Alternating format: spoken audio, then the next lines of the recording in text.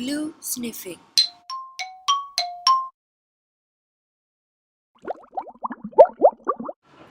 Hi, I'm Erin.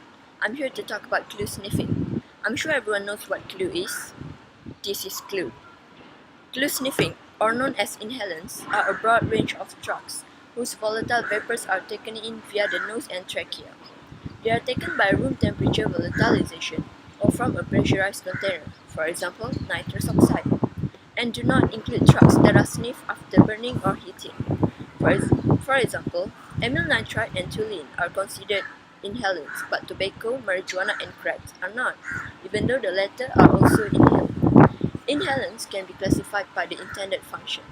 Most inhalant drugs that are used non-medically are ingredients in household or industrial chemical products that are not intended to be concentrated and inhaled.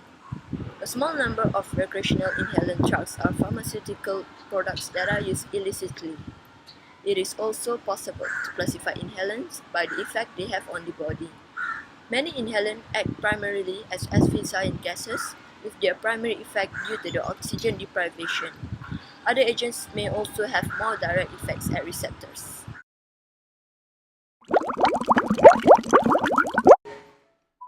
Okay, I'm going to be talking about the science of a glue sniffer.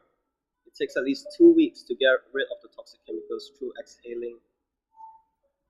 And an inhalant uses breath, should have a chemical smell.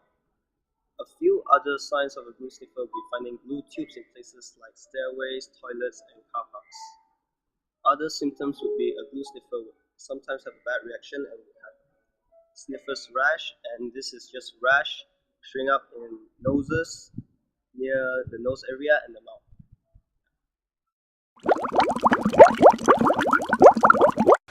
Because the glue contains chemical toxic that can cause the mind-altering effects for health, and it can also cause unconsciousness that can lead to heart disease. And if you sniff it for the long time, it will damage the kidney, livers, and the brain. And based on a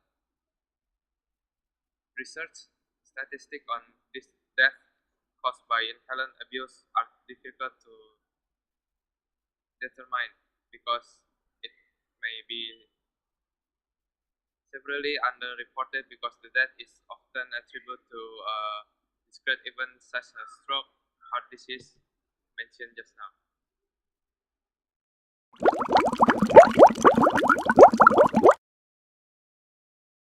Why do people sniff glue? First off, people can get high very easily and very fast. It's very addictive and it is similar to taking drugs. The fumes make you lightheaded and numb. Secondly, it is very easily accessible, it is cheap, and you can get it at your local stationery store. It is also not a controlled substance, so you can legally buy as much glue as you want.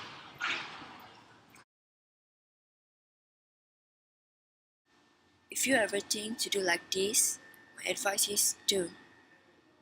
Don't sniff glue and don't do drugs.